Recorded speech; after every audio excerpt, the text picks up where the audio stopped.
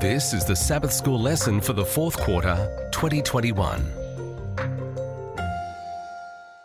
Lesson 11 from our series Present Truth in Deuteronomy is titled Deuteronomy in the Later Writings, ready for teaching on December 11, and I'm Percy Harrold. Friday, December 10. From Ralph L. Smith's Word Biblical Commentary, Volume 32, on Micah and Malachi, published in 1984, page 50, we read, "This, Micah 6, 1-8, is one of the great passages of the Old Testament. It, like Amos 5:24 and Hosea 6:6, epitomizes the message of the 8th century prophets. The passage opens with a beautiful example of a covenant lawsuit in which the prophet summons the people to hear the charge Yahweh has against them. The mountains and hills are the jury because they have been around a long time and have witnessed God's dealing with Israel. Rather than directly charging Israel with breaking the covenant, God asks Israel if they have any charges against him. What have I done? How have I wearied you? In the face of injustice, some of the poor people may have become weary in well-doing. In the face of opportunities to get rich quick, some of the landowners might have grown weary of keeping the covenant laws." End of quote. And then from Prophets and Kings, page 401. In the Reformation that followed, the king, that's Josiah, turned his attention to the destruction of every vestige of idolatry that remained. So long had the inhabitants of the land followed the customs of the surrounding nations in bowing down to images of wood and stone, that it seemed almost beyond the power of men to remove every trace of these evils. But Josiah persevered in his effort to cleanse the land. And that brings us to our 3 discussion questions for this week. 1. Sure, we're Seventh-day Adventists, and with our present truth message, we see ourselves, and rightly so, in the same place that the people of ancient Israel had been in, having truths that the world around them needed to hear. It's a great privilege for us. How well, though, do you think we are living up to the responsibilities that come with such privilege? 2. Imagine being Daniel, having seen your nation invaded and defeated, and knowing that the temple, the centre of your whole religious faith, was destroyed by idolatrous pagans. How, though, could knowledge of the book of Deuteronomy have been very faith-sustaining for him or any other Jew at that time?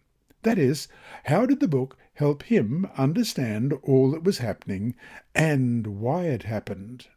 In a similar way, how does our understanding of Scripture as a whole help us deal with trying times and events that otherwise, without our knowledge of Scripture, could be very discouraging to us?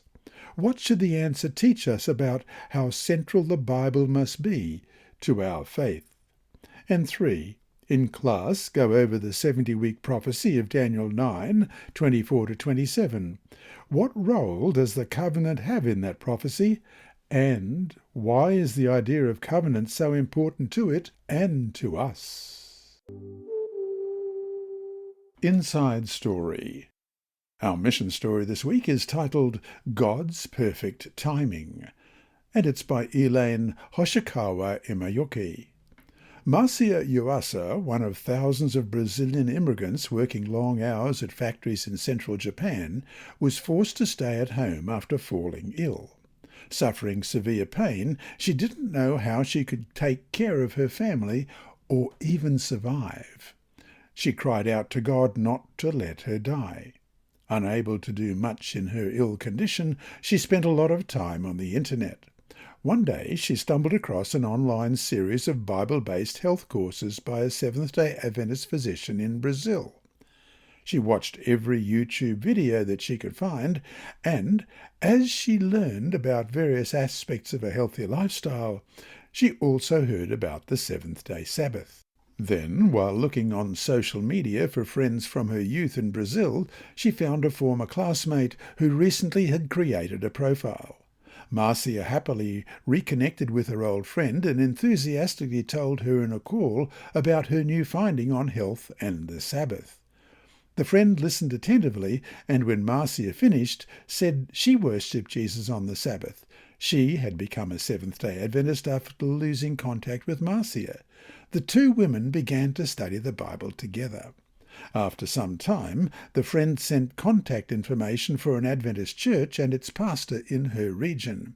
But when Marcia looked up the church's address, she realized that it was in another city, too far away to visit because she did not drive. Still, she called the church and spoke with me, the pastor's wife.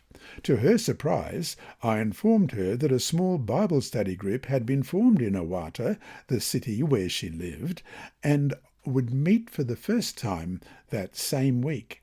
3 days later, the group met less than a mile, actually a kilometre, from Marcia's house, so close that she could walk there.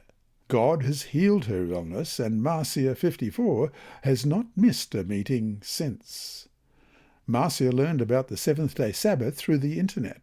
Part of this quarter's 13th Sabbath offering will go to a project to help many Japanese people, especially young people, learn about Jesus through the internet. Thank you for planning a generous offering. And there's a lovely photograph there. I'm not sure whether it's Marcia or whether it's Elaine. This lesson was read by Dr. Percy Harrold for Christian Services for the Blind.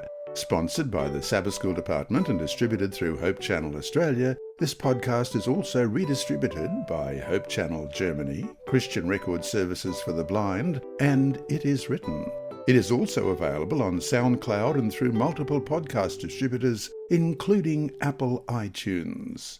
Remember, God is always faithful.